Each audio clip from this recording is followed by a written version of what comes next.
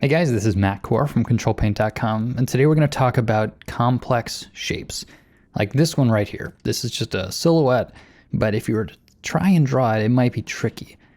A beginner's inclination might be to, look at that outer contour and kind of, trace it around and then, eventually kind of get the shape in place, maybe with some mistakes, and then you would start to fill it in. So this is kind of a drawing mentality when really what we have is a paintbrush. So to my mind, the best way to tackle a shape like this is to break it up. We're going to use temp layers to do this. So if you've watched any of my other videos, you know that means make a new layer.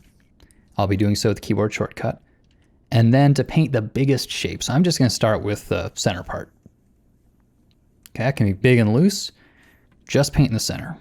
All right, now I will make a new layer and I'm just going to paint the handle. Now the really nice thing is that these are separate layers, which means I can go to the move tool and move it a little bit.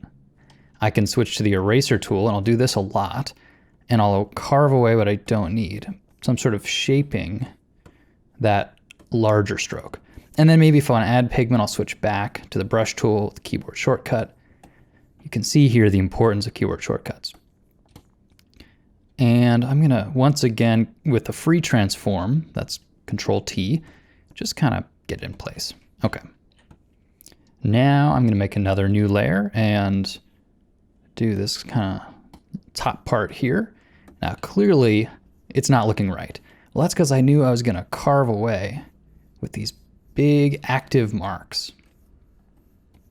I do almost as much subtraction as I do adding. My process has a lot of eraser in it, not just the brush tool. And I also shift things around quite a bit. As long as you have access to keyboard shortcuts, it's really quite easy to lay things down, push them around until it's looking the way you want it to. So I'll just continue in this exact same way. Brush, eraser, shift it around, new layer, paint what I want to paint, erase away what I don't quite like. And now I've actually gotten the center bit kind of wrong. Well, if you notice here on the left side, I have all of these as individual layers still, so I can go back to that center one and I can kind of carve it and shape it as I go, and I don't have to worry about messing up any of those other parts.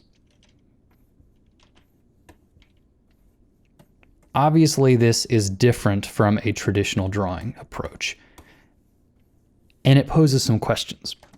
On one hand, you might ask, well, is this giving me bad habits? Is it kind of spoiling me with the ability to infinitely correct mistakes and kind of push things around? Does it make me worse at drafting because of it? And maybe it does. I think this is not a replacement for learning to draw with pencil and paper. Another critique might be that you'll look here and I have a huge list of layers, and that's only just for this one little object. The way I tackle that is I keep them layered as short as I can. So right now I'm pretty happy with how this is all looking. So I'm actually just going to select all those new layers I've made and then do Ctrl+E, which is merge down. And now they're a single layer. So for me, they are what I call temp layers, as in they are useful temporarily, and then I don't keep them for the rest of the painting. But I find that working like this is a great way to stay fluid. I can make a big mark, erase stuff away, and I just don't worry about disrupting the rest. And I think what that leads to is a very active painting. It kind of has a sense of energy to it, which is evident even in the finished work.